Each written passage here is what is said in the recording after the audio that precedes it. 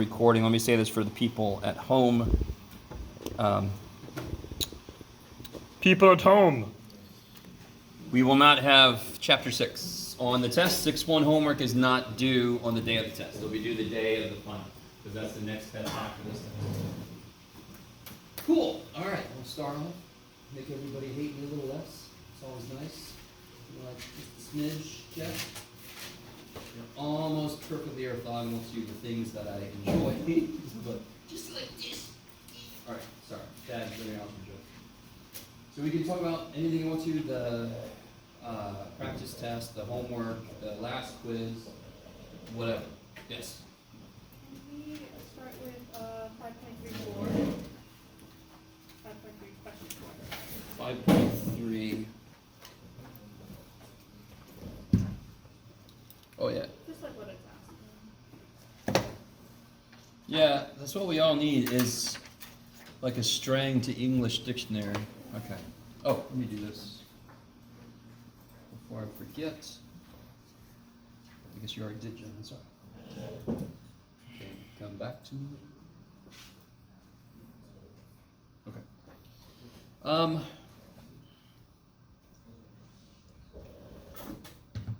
Okay, I got too many wires. Can you come over this way? Okay.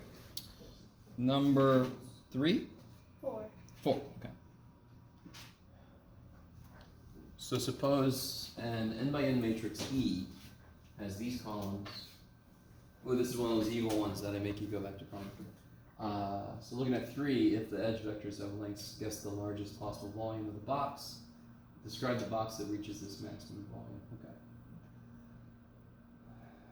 Yeah, so that one's not too bad, right? I mean, real quick, since this one references 3, when would the box have the largest volume? If all the edge vectors were orthogonal. So if they are all orthogonal, what is the volume of the box? What's in the box? 6. Okay. So 3 is nice, and you're like, damn it, why didn't you assign 3?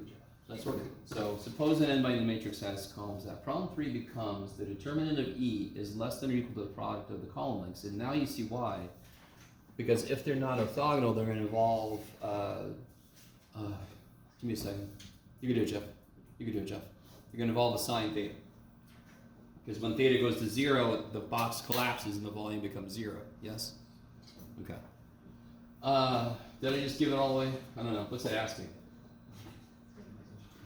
Is it asking something? I love triangle. Why does the triangular R in equal QR have diagonals? Yeah, this is his hint. I'm guessing he's saying, show that problem 3 becomes this? Is the question, is what I'm going to assume the question is. So is that what you're asking me to interpret what he's asking, right? His question is, show this. I'm pretty sure is his question. And then his hint to help you show this is this statement, is this question. Yeah, you have to love it when a hint is in the form of a question. Right? Is that at least show you what he's trying to say? Yeah. All right. Okay. Okay.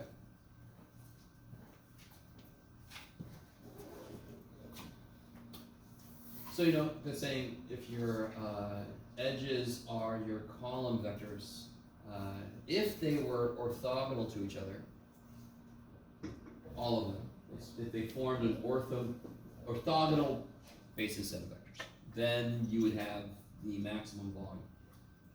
If they're not orthogonal to each other, then it's at most the product of those edge vectors, right? So looking back at number 3 and seeing what would cause it to not have the max volume might help you with number 4 a bit. We'll see. Okay.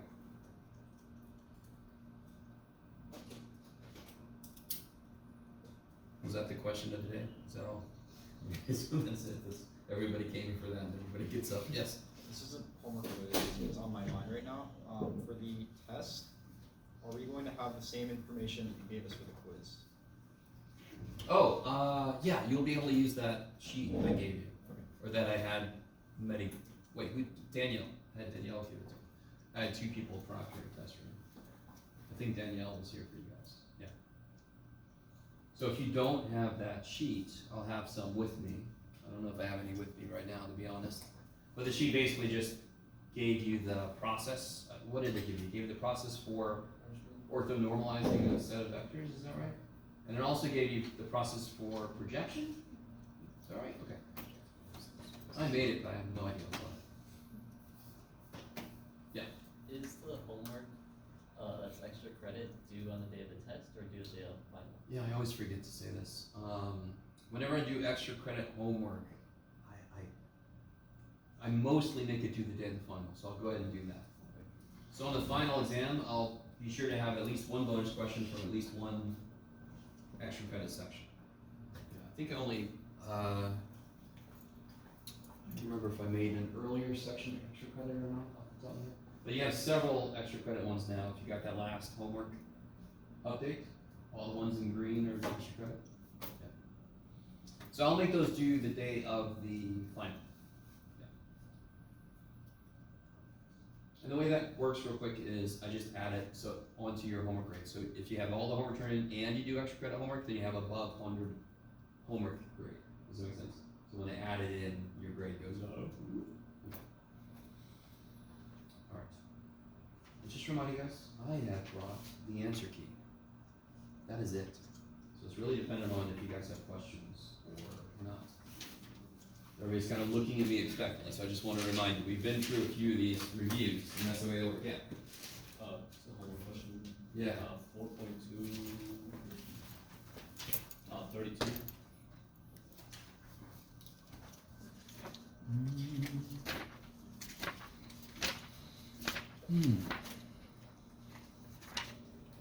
Oh yeah, okay. Can I give you my answer? Alright, let me catch up to it, wait a minute. Suppose I give you B and also a combination P, okay. How would you test to see if P is, oh, alright, what do you think? I said I would use B minus P to find E, and then I got E with B, and if it gives me 0, then that P is in Rm.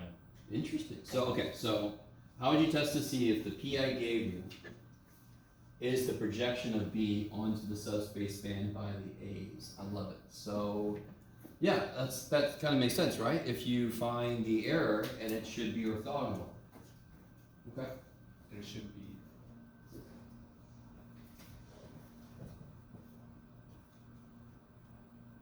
So now the question becomes sort of a side question.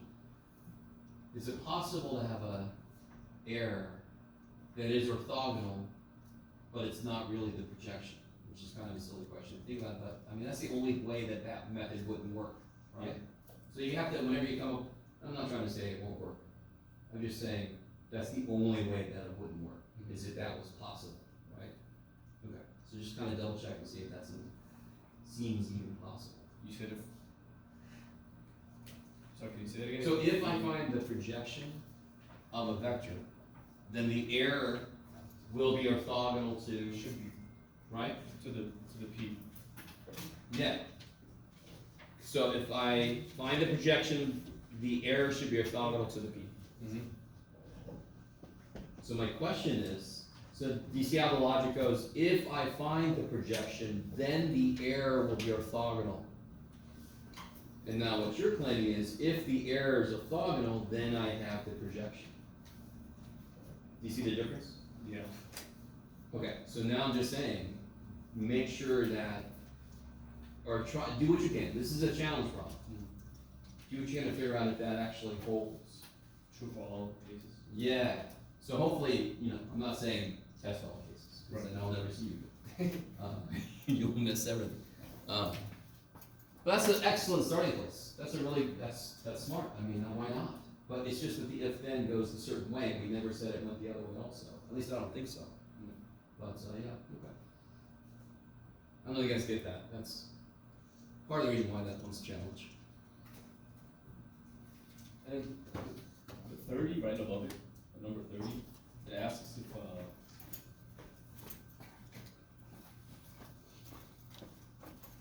Oh, 30? Over yeah, here? right above it, yeah. This one.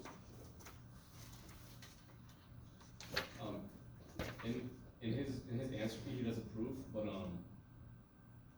I wrote it as if B transpose is invertible. I said it has to be invertible because we're multiplying the already independent rows with themselves, so we're just scaling So B has rank M. It's got full row rank, which means the rows are independent. Yeah, So, all right, beautiful. Let me stop for a minute. When you create a matrix, when you create a matrix A out of little vectors A to start doing the Graham-Schmidt process, for example, what must be true about, or to do like least squares, or something, what must be true about the vectors A? They have to be how related to each other? independent. Linearly independent, which basis means they would have to be linearly independent. I love it. So you're like, let me just say it quick. And then if I do A transpose A, I'm guaranteed to create a matrix that is true, but also more importantly, invertible. Yes? And which is why I'm allowed then to solve the resultant compressed equation. Yes? Let me stop for a minute. You guys with me? It was the fact that those vectors I was given are linearly independent. When I put them in as columns, A transpose A must result in an invertible. This whole question, do you see this question? You got a perfect answer, but this question is just that turned around. So the columns are rows now. So it's not A transpose A, it's B transpose, because now everything's been turned. You see, so perfect. But it's still the same. And now instead of multiplying the columns, Yeah. or vice versa. So yeah, I agree with you. He's got this whole crazy ass Yeah, worked that's out why thing, X, and yeah. to be honest, all you have to do is say what you just said, Okay. because it literally is just the A transpose A situation we're used to just turned around. So it's kind of like, of course that works because it works the other way. So done. Yeah. Maybe is that all right? I don't know if you guys are with me. Columns independent leads to A transpose A invertible. Rows independent leads to BB transpose invertible. I just said the same thing twice. Just one you look at this way and one you look at that way. Right?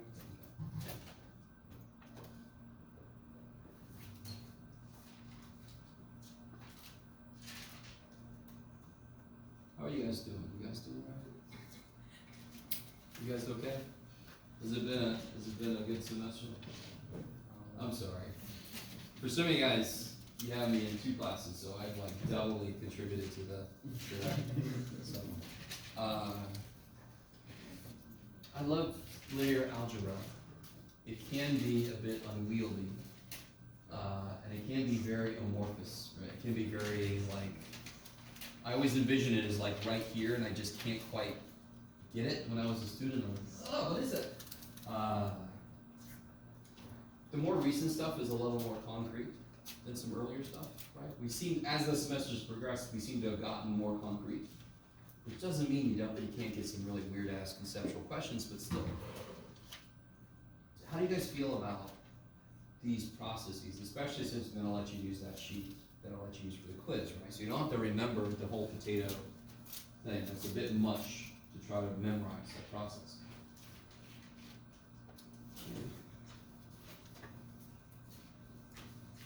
The problem I put together, I'm kind of bummed I put this on the practice test because this is a really good problem, but was it, well, this one's it. I want to see what your take is on this. I don't know how many of you guys actually try the practice test out. Here, this one, number 4. I tried to give you a little bit of a reason as to why you might want to preserve the vectors, at least depending on 1 or 2 vectors. I want to preserve their orientation, so I don't depending on where my data comes from and what it represents. And if any of the vectors are clean representations of one direction through my data. So what defines a direction in your data is completely dependent on what the hell you're doing. In this case, for an MRI sheet, one could be kind of like the spine orientation. That helps me cut through the data. Everything else is kind of like around it, so it's like the tissue. So I can kind of like do these slices down the spine, which for certain situations might be the way I want to do it. I don't want to do it however this patient was in the machine and it's got its own XYZ coordinates. I talked to you guys about that before. So anyway, so for some reason the 1, 1, 1 vector, for 2 reasons. One is I kind of claimed it wasn't, but also mathematically it's the nicest, cleanest vector, so it's kind of nice to start with it and then I kind of, real quick, you don't have to memorize the Gram-Schmidt process. But if you look at the first few steps, the very first step involves dividing by the length of the vector you chose to start with, correct? If you choose a vector that has a small length compared to the other ones, you're going to minimize the kind of size of your fractions that you have to deal with. Does that make sense? You're going to make the denominators small, which is always nice because then they're not going to like compound through the process. So that's why mathematically 1, 1, 1 is nice. But I just said it's because maybe it's the vector that defines the spine through the data. Okay. And again, you guys, depending what field you go into, the directions of your axes in whatever coordinate system you want to kind of like set up will involve specific data structure, data points, right? Like this axis represents this type of data, and then if I get one orthogonal to it that represents this other kind of data. You guys are all with me? It really depends on where the data is coming from, what it represents. All right, I'll shut up. Okay.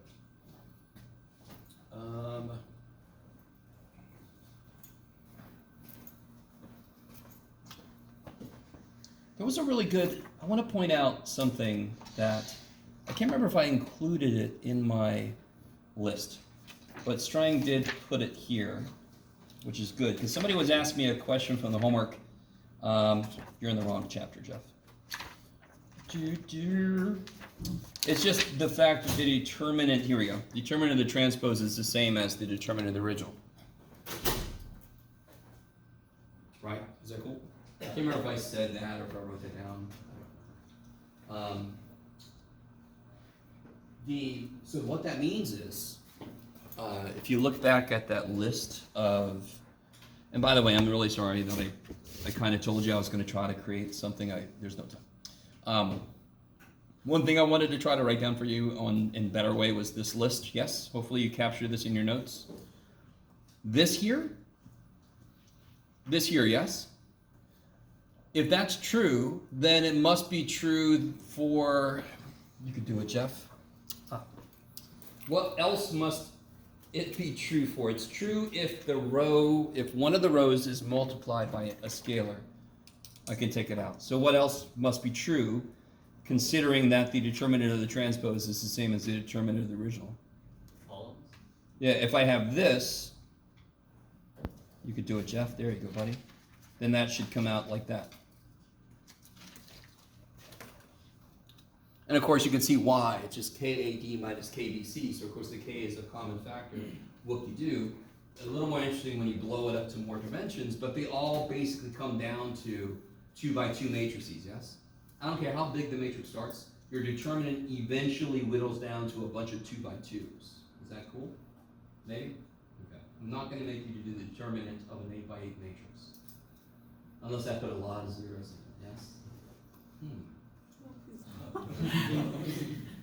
If I put a lot of zeros, it would not be a big deal. Just don't all zeros. Make them all zeros? Yeah. Think of all zeros. Okay. Sorry, so I just wanted to get that out there while I was thinking about it. Also, real quick, if you row reduce a matrix, what do you have to keep track of? I'm pretty sure I said this, yes. If you swap 2 rows, you have to, it'll change the sign of the determinant. If you swap 2 columns, because of the whole transpose thing, it'll change the sign of the determinant, yes? If you add a multiple of one row to another, or add a multiple of a column to another, nothing happens. As long as you don't keep the multiple in there. Does that make sense? Normally we don't. If there's a 1 here and a 4 there, I multiply this to -4, but I don't keep it multiplied by -4. Does that make sense? I just multiply it by -4 for a second, add them, and then I'm done, and then I put it back to 1. So I actually didn't multiply anything. So if I combine 2 rows or 2 columns in a matrix, the determinant stays the same. Very helpful thing to know, especially if there's a certain homework problem you haven't tried yet. Because I don't think it's written explicitly in the book that way, but it's kind of like an offshoot of the determinant rules I gave you. and the fact that the transpose doesn't change the determinant. You put those two together, all this other shit opens up. It's crazy. You guys all with me? Okay. Where else do you want to go? Any other?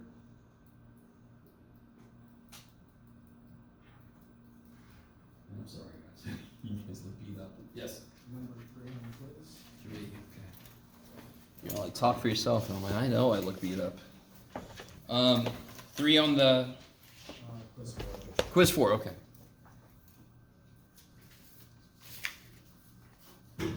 Oh yeah. So everybody, there were 3 different versions of the quiz. So, but everybody basically had the same thing. And real quick. I want to say something I don't think I've said explicitly. So everybody had a problem that roughly looked like this. Jeff, try it.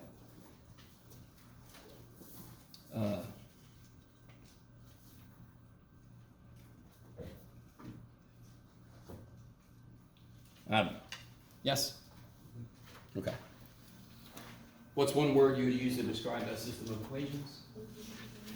Overdetermined. When you do ATA, somebody said earlier it becomes square. If I compress, the practice test problem relating to least squares and so forth tried to show you the connection between projections and least squares. I am literally projecting the system onto a lower dimensional subspace of it. That's why when I do ATA, I get a 2x2 matrix, don't I? Because this is currently 3x2, I kill a dimension. I shove it into this lower subspace, and then it becomes a 2x2. The mistake a lot of people made, some people made a mistake on what should this look like?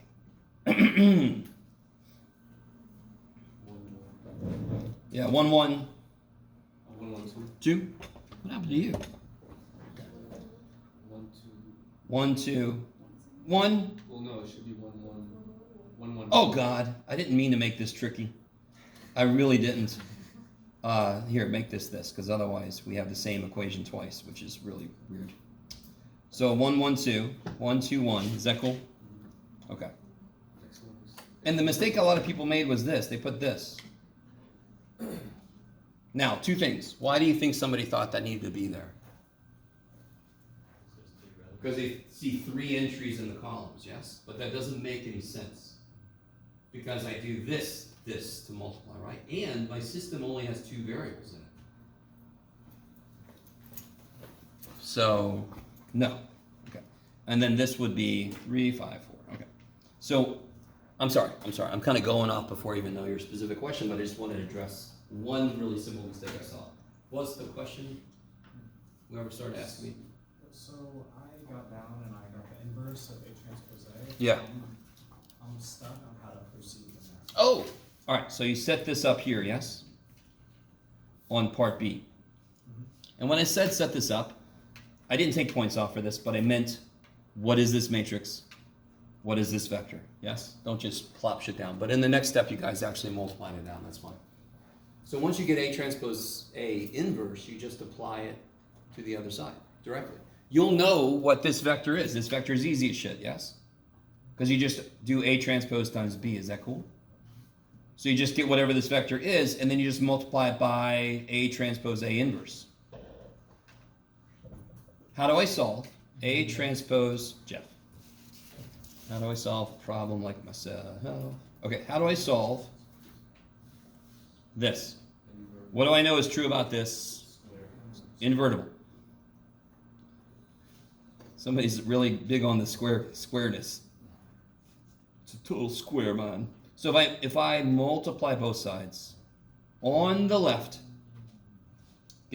by the inverse, this side is a bunch of stuff I got to deal with.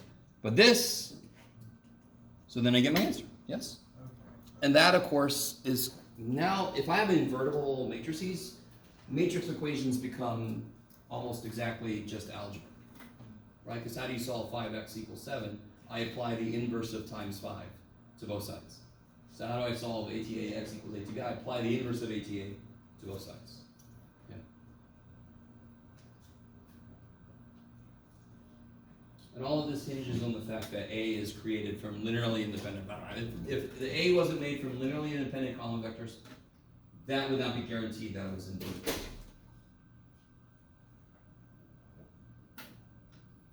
Is that okay? Yeah. Okay.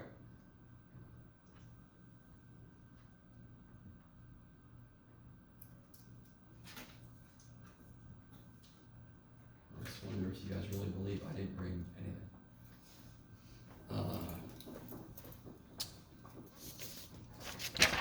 So the relatively new stuff is all the determinant stuff.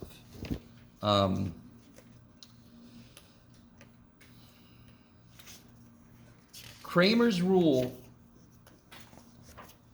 there's nothing to really necessarily memorize. It's almost, let me see. Kramer's rule is just, I take the A matrix from the equation, AX equals B, and I find its determinant. And then I take the same matrix, but I throw the B vector into one of the columns, and I take its determinant.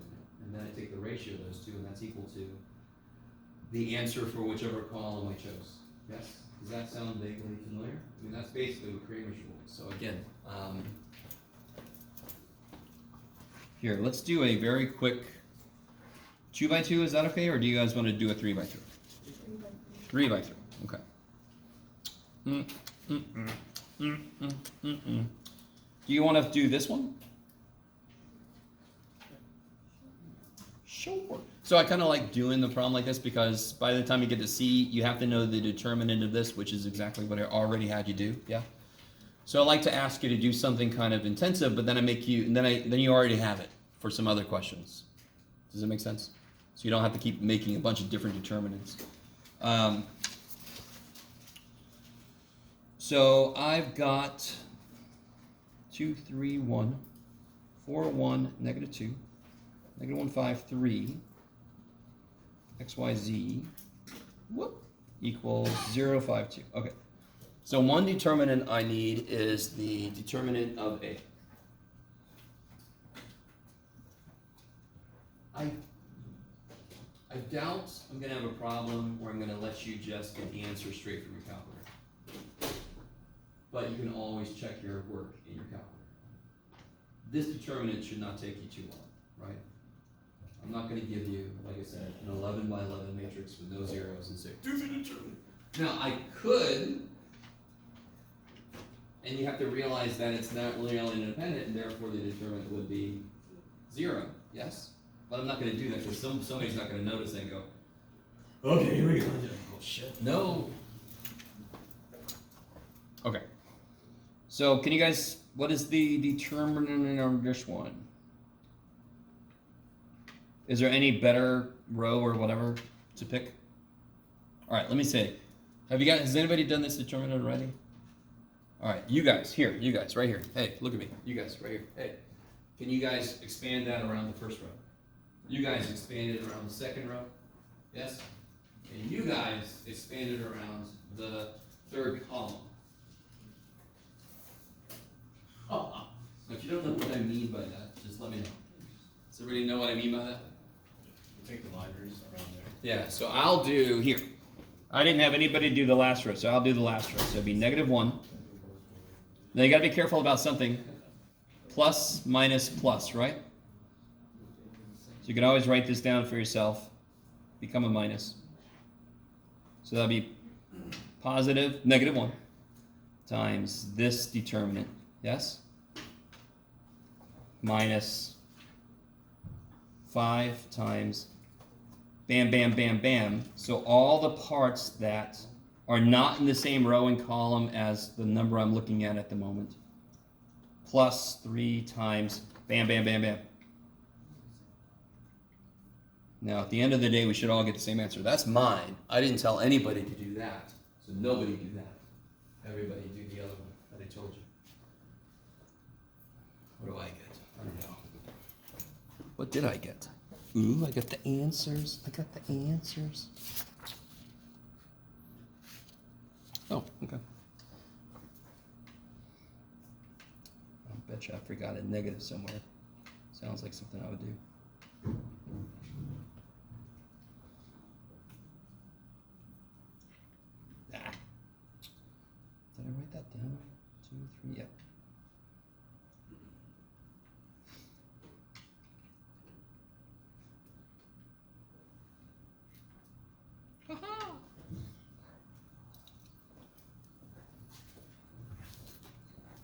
So whatever row or column you are building it around, you just take each of them. So if you're doing the first column, the first row, 2 times the minor, which is everything in the rows and columns that are not in the row and column of 2. So you just basically kill this, kill that. So this little dude would be next to 2.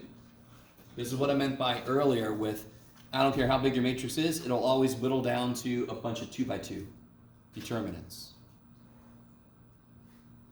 If you had a 4 by 4, what do you think your first step would be? Pick a row or a column, but then you get a bunch of scalar times 3 by 3 determinants. Scalar, right? And then each 3 by 3, you'd have to do this. So do you see how the level, the amount of work scales up really quickly? Okay. I'm a bit confused. How does that come into play with plus minus? Oh yeah. See how I put a -5? Because that 5 was with a negative. Yeah.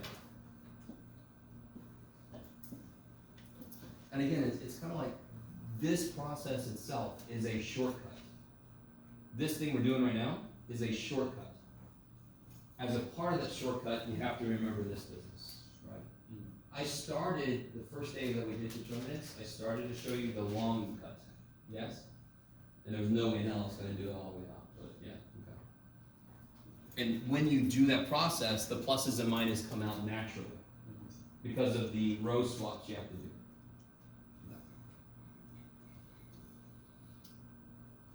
Yes? It was 4 by 4, and you did like the plus minus plus and down to the minus. Yeah, totally. Yeah, it's just we keep going. Do plus minus, but then be minus plus minus plus. Yes? Yeah.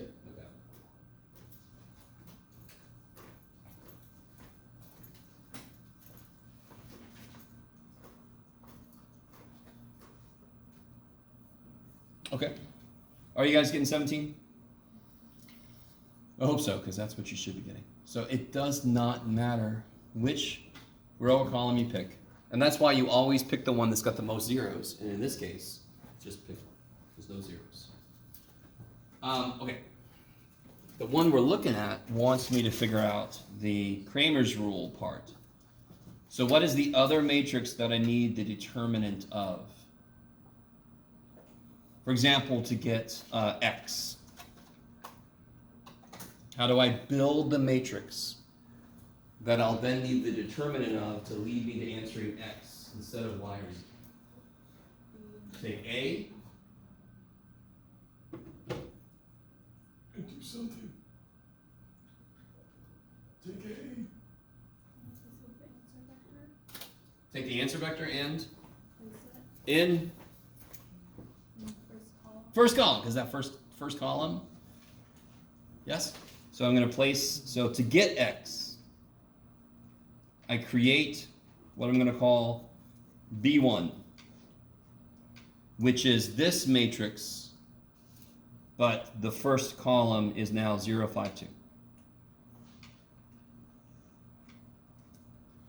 And we did talk, now, if I just showed you this, and just said, here's how you do it, ain't no damn reason in hell that makes sense, that would get you anywhere.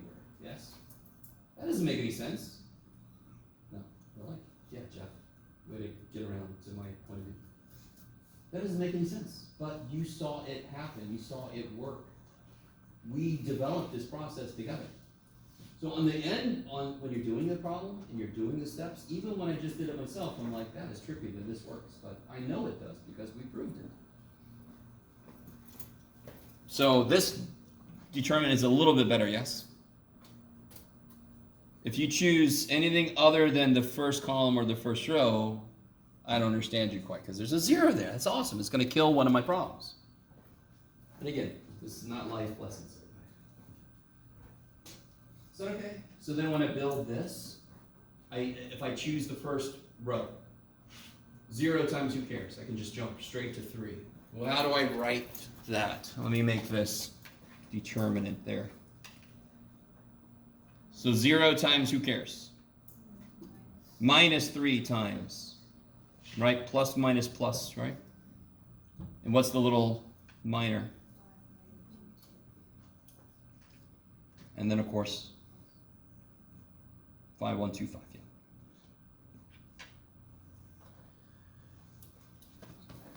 If you take that determinant divided by the determinant we got for A, you will get what X is. And I developed this problem so you get an actual kind of nice answer.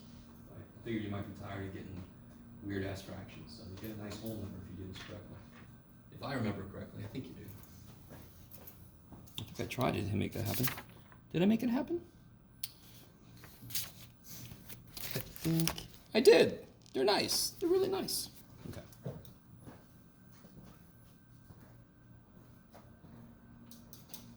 Now, us humans, we don't like determinants if you get a pretty big matrix. Computers, that scaling up is not nearly as difficult for computers to handle. They'll just eat it up. So the Cramer's rule process of doing this is an excellent way to program, to create a program to kind of solve systems of equations. You can find the determinants very quickly. Yeah. Can we practice some problems similar to 6A of 5.3? Just something similar. 6A. Oh, is everybody cool with this idea?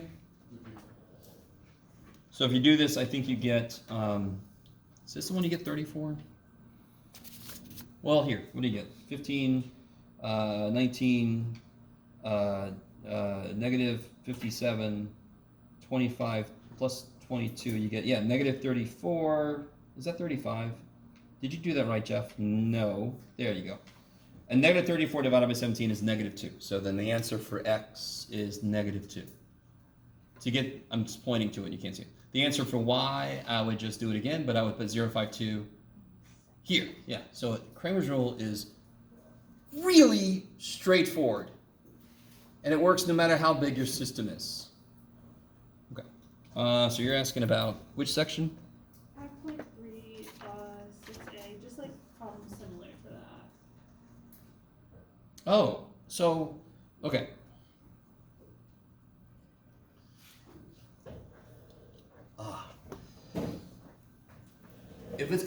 If I told you the vertices of a parallelogram, how to get the area of the parallelogram?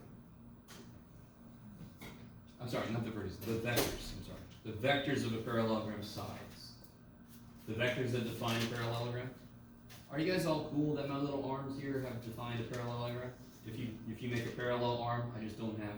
And a parallel arm, I got a parallel arm. How do I find the area of that? Cross product. Triangle is just half of that. So can you, for example, if the corners are 2, 1, 3, 4, 0, 5, pick like 2, 1. What's the vector between 2, 1 and 3, 4? What's the vector between 2, 1 and 0, 5? There's your two vectors, cross product, take half of the length of it. So just to kind of slow down, I'm sorry. And some of you guys who are taking 281, you're like a step ahead with this. You're like, oh, we're back in chapter 12 in the 281. Okay. So the cross product, we have a way to determine that, yes? U, W, yes? And then you find the determinant. The length of the cross product, that is the area of the parallelogram defined by U and V. U and W in this case, Jeff, for some reason. So U, W could be here, maybe. In which case it gets weird. Let me just put it here. Oh my God, my poor little parallelogram.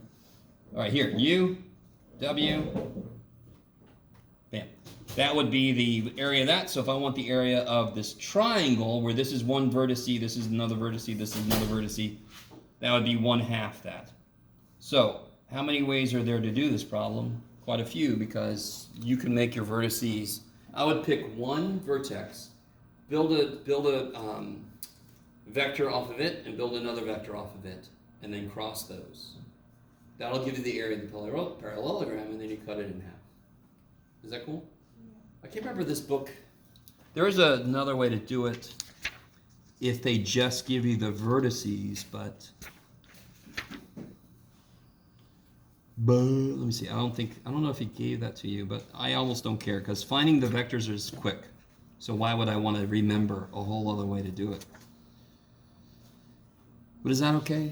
Yeah. Okay. So the first step there is to create your vectors. And just pick them. Well, I would pick one and shoot 2 vectors off of it. Yeah.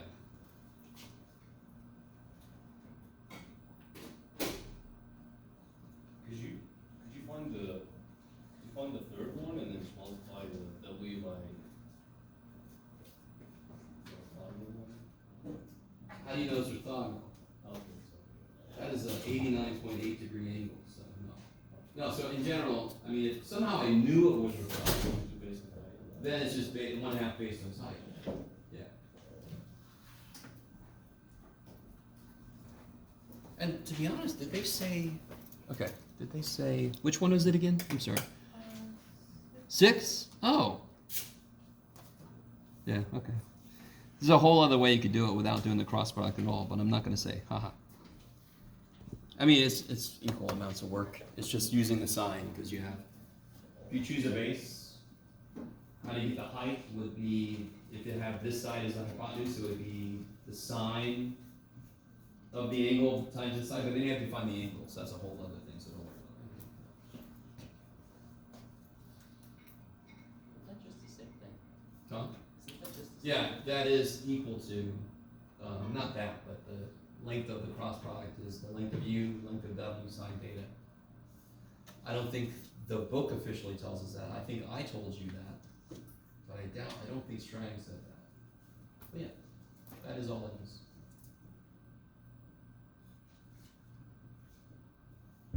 I mean, it's just, I know I need the height for the area of a triangle. So if I have a triangle and I wanted the height, well, I've just made a right triangle when I did that. So then I can use right triangle geometry to help me out, yeah? To get that height. Unfortunately, I have to know an angle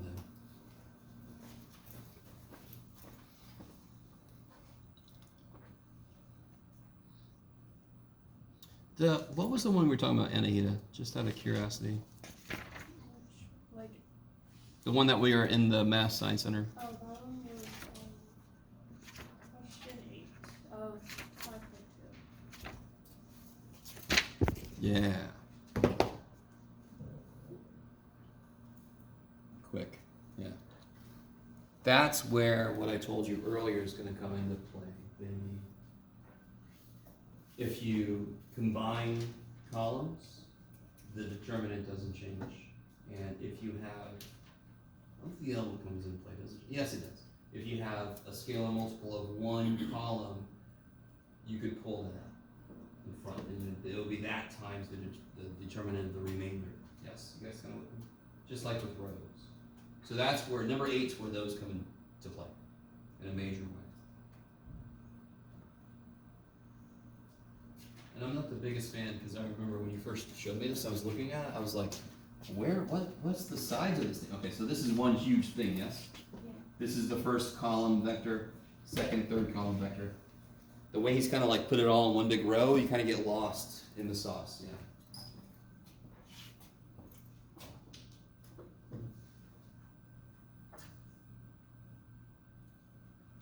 Professor? Yo. For Kramer's rule, so you move the x columns every time you want to find. You replace one column with the b vector. Yes. So you get the determinant of the original a, and then you get the determinant of the a if I put the b vector in the first place. If I take that ratio, I get x. Do it again, but put it in the second column, you get y, or x2, or whatever they call it. Yeah.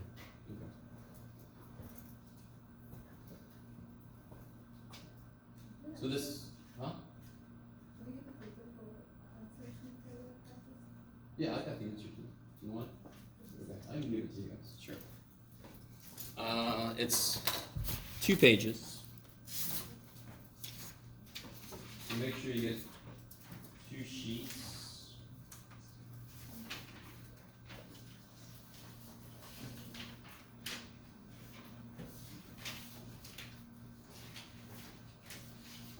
Second sheet, second.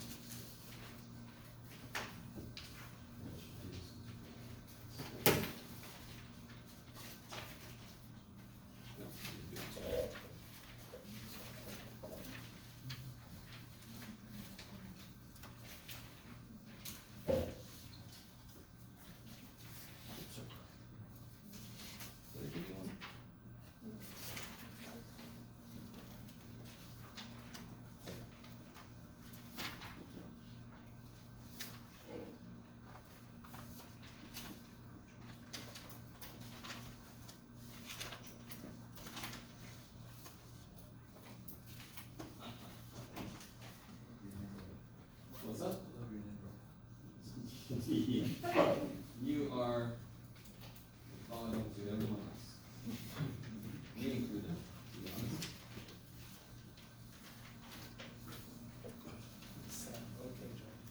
Yeah. You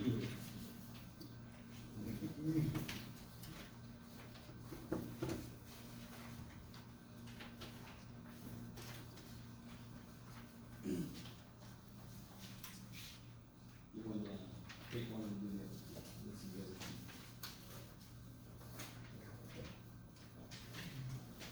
Yeah.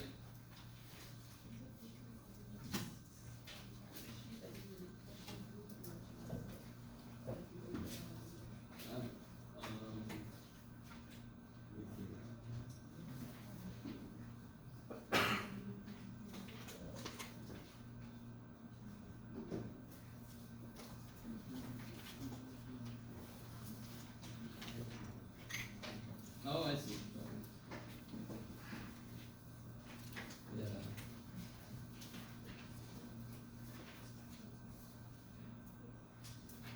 You guys, yeah, okay. Relative to my regular handwriting, I think this is pretty good.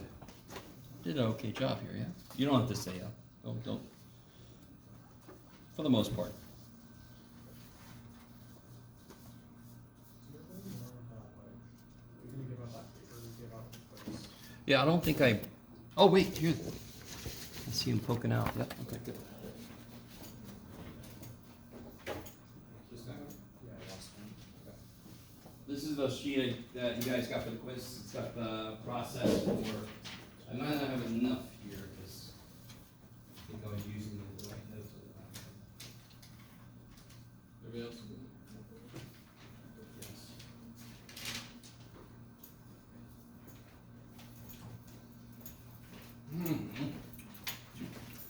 Yes.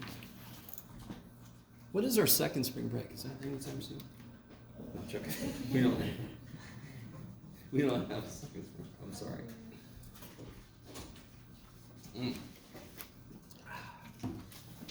So take a look at the entropy. If any of us wrong, let me know. I'm averaging about a 97 on my entropy, so I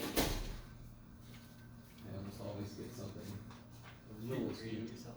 Huh? Grading yourself? Oh, hell yeah. Students really, they're like, oh, this is wrong. I'm like, all right, that's wrong. You're right. I'm a silly human. Or adjoints would be on the test. No. I brought them up for a moment, but they really are silly. I mean, there's a lot of work that goes into each element. You guys remember adjoint is when you do a minor, get this determinant, put it in that space. Do the minor, just to build the damn thing takes forever. And you're like, I would have had three inverses figured out. Yeah, so no. I'm not gonna ask about adjoint. I don't think there were too many homework questions about adjoints. Did I say a lot about adjoint? You guys are like, I don't know, man, I haven't done that one yet. Yeah. Are we doing the wrong skin one? Oh, the Wronskian was an interesting side note of an application of the determinant. I don't, and again, off the top of my head, I don't think I assigned. Did I assign a Wronskian homework question? You're like, you're the teacher, man. Oh, give me the down. Yeah, Wronskians were applications. I think they were. Wait, did the book even talk about them, or was it just something I added? That might be just something I decided to tell you. Strang, did you not talk about? I'm sorry, guys. Hold on. No, you didn't talk about Wronskian at all. So yeah. So I won't put it on there. I'm not going to put an idea. I at least wanted to show it to you. And again, if anybody had taken differential equations, that should be very familiar. It's a way you verify at the end that you got all of the independent possible solutions to your differential equation. Make sure that they're linearly independent. I just want to remind you, because earlier this semester we did talk about like basis vectors for functions. So the Wronskian is kind of like continuing that idea of linear algebra applications on top of algebraic functions, right? Kind of neat.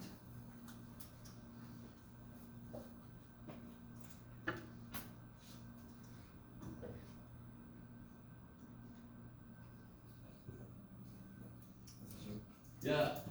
For projection matrices, you can multiply it onto anything as long as it's the same dimensions, right? You can project anything onto it. Yeah, as long as they live in the same space. So if my projection matrix comes from vectors that are in 5-dimensional space, like R5, then I can apply it to a 5-dimensional vector to compress it. Yeah. Because obviously things wouldn't line up if I had too big of a vector. It can't do that. So the idea with the projection vector, it has to stay within the general bigger space that it lives in. So it's not really, I don't take something from R7 and compress it to R5. I take something within R5 and compress it to another area of R5, for example. That's what the projection vector does, because that's all it could possibly do. So that's a good question, yeah. But if you have a subspace, a projection vector can be made representing it before you even know any vector you want to project. So you can have a subspace, have a projection matrix created and ready, and then if somebody's like, I need this, and you're like, bam, next, you know what I mean? Which is normally the way we have a subspace we want to do a lot of shit with. We have all these various vectors, and we can just take them, bam, bam, bam, and just smoosh them into our subspace. Is that cool? Yeah. Because we already have the general rule of how to do that. Okay. Bam. I want to hear somebody doing that problem. Because that is what we're doing. You guys, real quick, I'm sorry. You've heard of like compression. Has anybody ever watched the show Silicon Valley? Because I always think about that when we're talking about this stuff. Because that's data compression was basically. Do you guys, anybody know Silicon Valley? The whole thing was a compression algorithm on that. stage and it took like 5 seconds. Yeah. So every video streaming service wants to have the best compression algorithm around, so that it's able to transmit data and then it can build it back up into full resolution. So the better your compression algorithm, the better that is. So that's basically what projections are, the beginning of. Yes?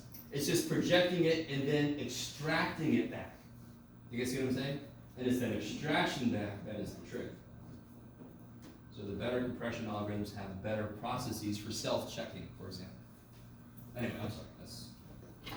You had a question? Somebody? Oh yeah, I was just wondering, one of the formulas is projecting vectors onto a line. Yeah. It's like hypothetically, you take like the two vectors from a matrix and you do this, and you find the projections. Same thing. How do you mean? Sorry. Like instead of doing the. Oh, wait a minute. I see what you're saying. I think so. You have a line. You treat both of them as lines. Because you make the big P. Oh, I see. So the vectors that create our subspace, you actually do what? You take a vector V and you project it on this guy, and then you project it on this guy. Yeah. Ooh, that's a good. Ooh, I was wondering. that's a good bonus question. I mean, you could take a relatively quick problem that we've done and redo it. Yeah. You know what I mean? And see if there is a connection. Okay. Just to play with.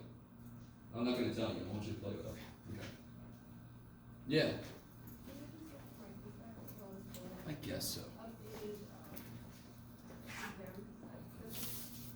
The who what?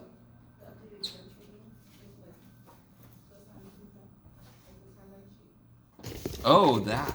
Oh boy. Okay. Oh, there's you.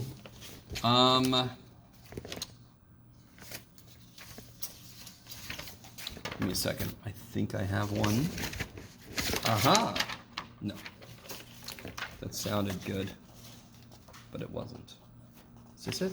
Yes. Ooh, it's even not written on. That's insane.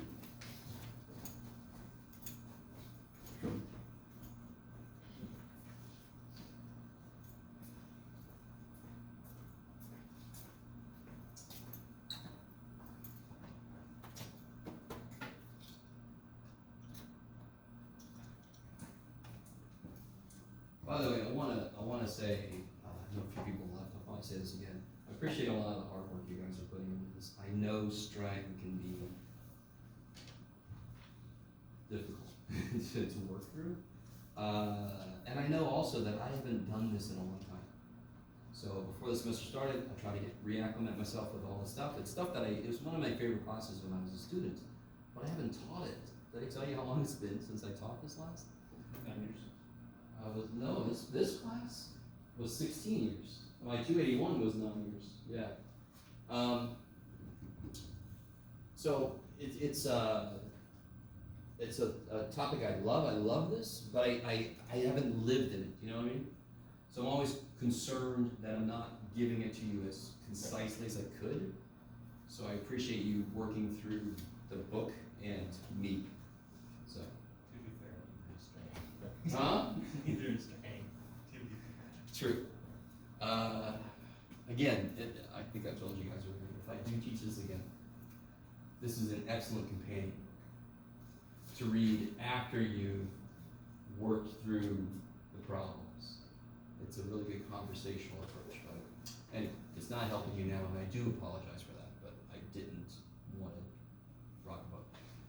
Anything else you guys want to talk about? Anything? Yes? For number 3, I haven't done it, but you give a plane equation, and the coefficient should be the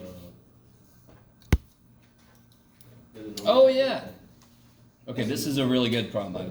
I thought somebody would ask about this one. This is kind of like a problem that you have to do in homework, but I think it's the one before it. I stole it out of the string. And I made 3A. I don't know why I was going to make a B, but I didn't. So the big thing is, if you have a plane, you automatically have an infinite number of vectors, but specifically, yes, you have the normal, which is how the problem you guys had to do for homework was after this problem, and it tells you the process for if you know the normal. So I didn't want you guys to use that for this one. But tell me, can somebody just, a vector in the plane, it looks like x, y, z, yes? Yes? And what does that relationship tell you? What's x equal to? No, x is anything, but what is x equal to in terms of the other two? Y plus 2z. So if I have x, y, z, I actually have how many free variables? 2. I call y, t, and z, w, whatever. You with me? Does that sound familiar? Understandable that first step is one that you lose touch with, because you don't do a ton of stuff like this, but that is a connection between the parts of the vector that represent the answer, or that represent elements of the plane in this case. Yes? So you know that the x component is the y component plus twice the z component. Yes? So the y component and the z component can be whatever they want to.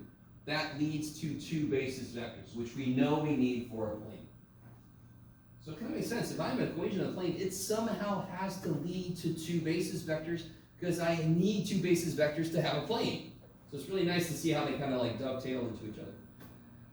So first thing I would do for number 3 is get those 2 basis vectors, right?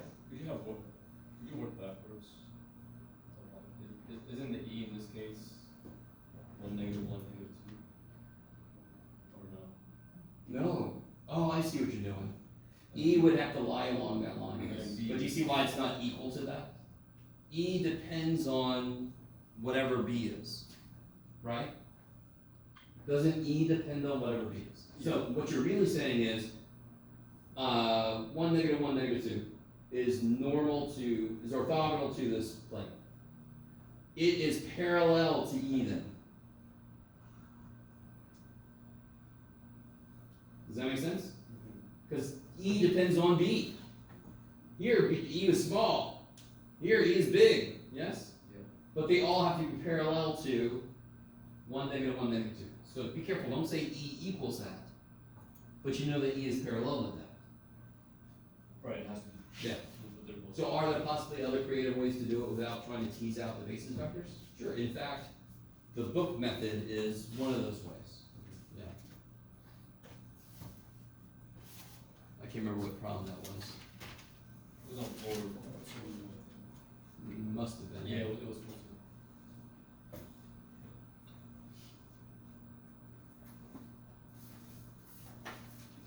So on number 4, real quick, if somebody started with 2, negative 1, 2, will they get the same answer as I did? Number 4? No. Right? Because then you're stripping away from the other vectors elements of that vector, yes? So the process, the end result will be completely different based on what vector you start. And that's why that first vector you choose is the most important. It kind of sets the tone for everything. So it must be chosen either because it's mathematically good and you don't care what direction things are going in, or because it has data you want to preserve. That direction is important, yes? If this direction is important, I want to strip this direction away from every other vector. So I have that one thing that represents that direction. Then I almost don't care about, I don't know if you guys are with me, I almost don't care about all the other vectors here that are left off, or that are the other ones. Enough, I'm sorry.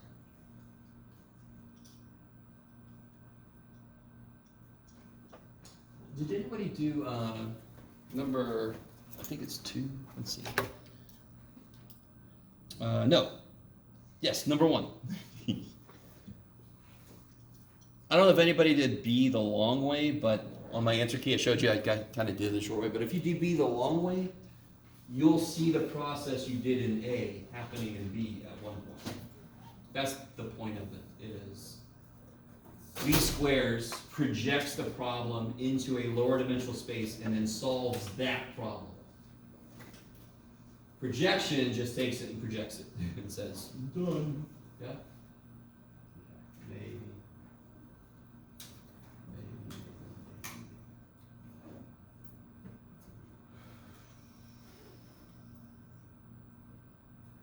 For the book one, for number 3, they treat the E as the P, right? That's the way they do it. I'm sorry, do it again? For the book. For the book. The way the book does the problem, they treat the error as the projection, and they do I minus P. It's number 21. In which Yeah, section? 4.2. Oh.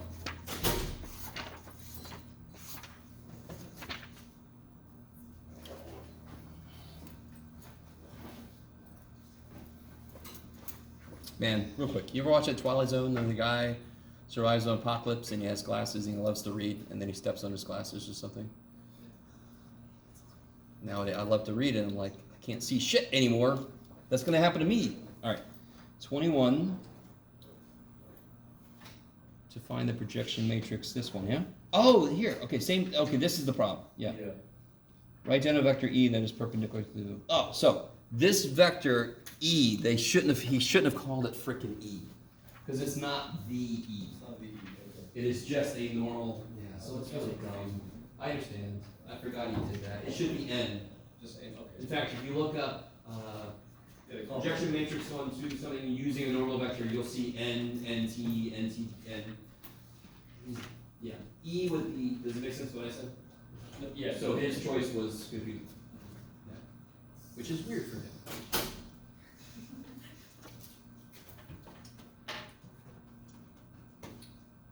Yeah. For is that the answer sheet? I'm just not understanding how to do it. So you start with 1, 1, 1. Right. And then from 1, 1, 1, you subtract the part of 1, 1, 1 that lies in the direction of 2, negative 1, 2. Now, to be honest, I didn't tell you which way to do this. So you could, if you did 3, negative 1, 1 next, you actually got different answers than I did. But let's see. So the process, of course, is 2, negative 1, 2. Wait. So if I start with 1, 1, 1, from the next vector, 2, negative 1, 2, I subtract the part of 1, 1, 1 that lies in the direction of 2, negative 1, 2. So by itself, I really want that to make sense. I want 1, 1, 1 to be its own. Nobody else should have any parts that are in that direction. So if I take another vector and it's like this, I'm going to subtract this part off of it so that it truly does not have anything in this guy's direction. That it's just brute force doing that. So here's a vector. Here's another vector. Okay, take that vector and subtract away from it anything that's in the direction of the first dude. So what am I left with? Something orthogonal to it. It's got nothing in this guy's direction. And then I got this third dude that's like doing his own thing. No. Subtract from you the shit along here and subtract from you the shit along there. And now I've got these 3. All right, shut up.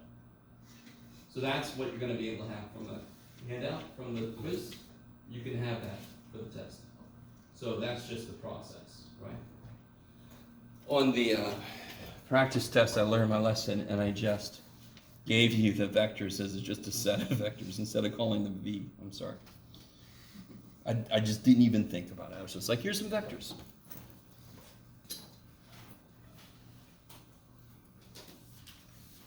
You can head out if you want to. Honey. Don't worry.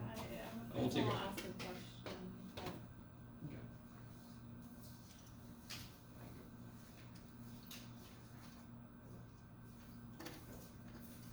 Are there gonna be any A with QR? You know, all right. I thought about, okay. I did think about that because the Q is built off of those. I could, considering I didn't put it down here, QR is a big deal, but you're right, I didn't put it on here, so. And I kind of did this quickly, so it's not surprising I forgot something. Huh? Yeah, I'm thinking I'm gonna leave it. It will show up on the fund, I'll say, but it won't be on this. Yeah.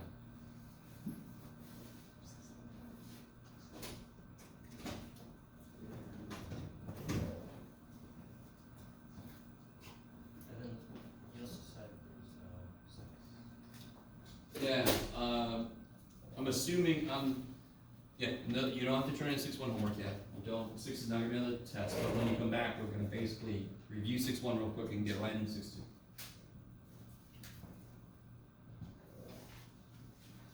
Also, on the formula sheet, how do you go from the small p to the big P? You know, it's like Oh. much as expected. P out, P is business B. P is this. And that's what I want the projection matrix to do. I want it, when I operate with it on a vector, I want it to become the projection. So what's operating on the vector to become the projection? This matrix. How did you, it went from A transpose B, where Yep. does A come from? Alright, wait, I got That's what, it's the A that's bugging me. understood. We did that when we first talked about it, but let me see, shit. Did I give away all of them? Yes. So, projection for a, oops. Well, it starts off like this, yes? Yeah. A transpose B. And then the claim is it becomes this, right? Yeah. Okay. So if I look at the top, the bottom doesn't change. So I'm going to look at this versus this, yeah? So if I, so one thing I can try to do is play around with transpose business, right? Do you see what I mean? Like, this would be B transpose A transpose, but you see that's not really gonna necessarily get me there, right? If I, wait a minute, I gotta remember myself. Up.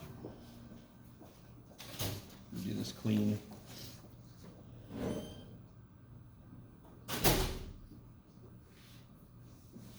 So this is the dot product between A and B, whereas this representation, I'm sorry, this is little p, right? And this is also little p.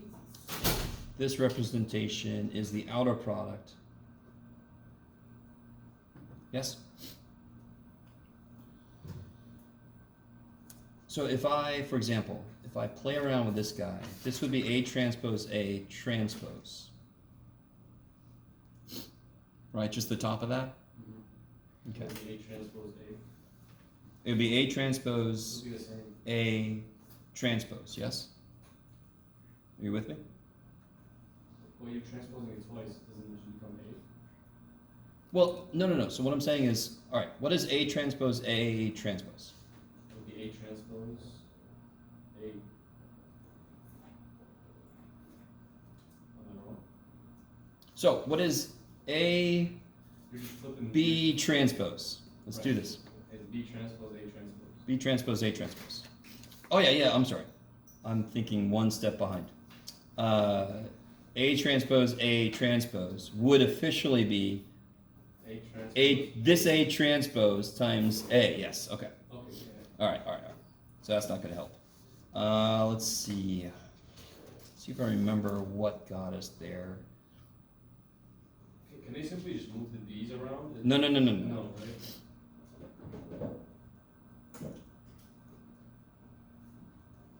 Okay. So this is a dot product, and this becomes a scalar times A, whereas this is a matrix times a vector B. Can't see it. Oh, there you go. I can't remember. Let me think. I thought I did something different to kind of show how this becomes this, and I just kind of summarized it on that sheet. Now I got to go back and remember my derivation of this. Let me think.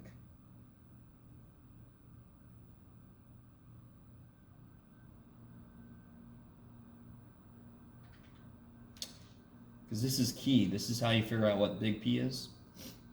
Let's see. Well, okay. If I do, yeah. Wait a minute. Okay. This is kind of trippy. Let me play around for a second. Bum, bum, bum, bum, bum, bum, bum.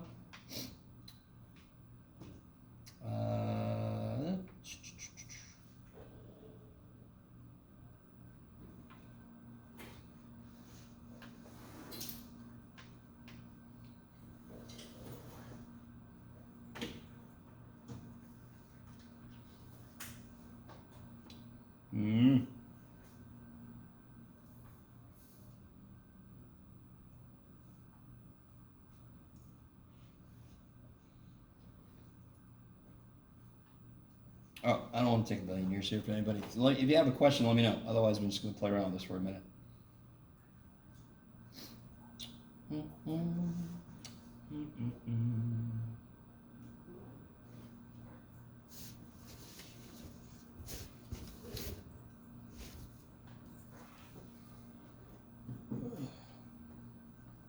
Oh, what was it? There was a little trick.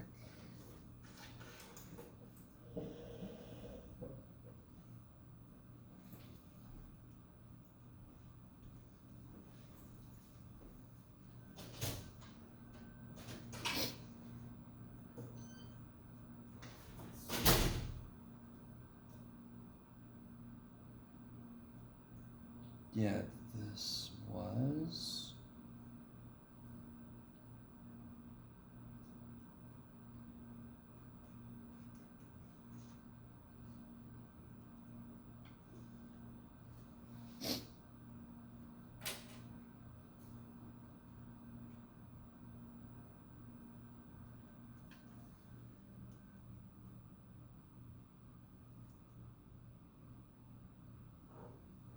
Yeah, no, shoot. I don't know, dude. I have to remember. That It was just bugging me.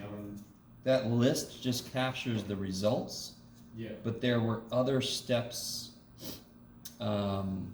before that, and I don't think Strang showed it, and that's why I wanted to show it.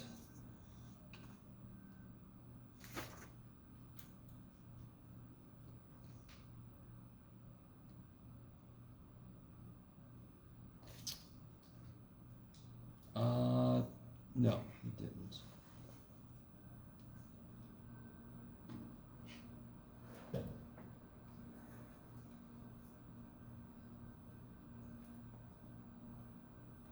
Oh. Well, that's dumb. Okay. I'm being stupid. Alright. That you have to go a step before. And the step before was AX. I'm sorry, actually it was XA, I remember. In the derivation. And this leads to A transpose B over A transpose A. This is a scalar. So you can actually do it like this. In which case it would be A transpose B over A transpose A. And there's your A transpose over A transpose A B. okay, that's just, that can move, okay. It's because that x is a scalar. It could multiply the vector on one side or the other. I see. I knew there was a step before that showed, yeah. I don't think you can really work with that directly and make it look like that. You have to realize it comes from multiplying the scalar x by a, and you can do it whichever order, which is weird that it ends up with a very different interpretation of the formula beings, right? I mean, both come out the same, they both are the same, just one shows you the matrix P and the other one doesn't. Yeah. Right, and that's big P, because that's the projection matrix. Yeah, we know it's a matrix because we got an outer product up here divided by scalar, so that's a matrix. And when I apply it to this vector, You get small p. yeah, That's big P times small p, it's a small p. it's small p, yeah, okay, yeah.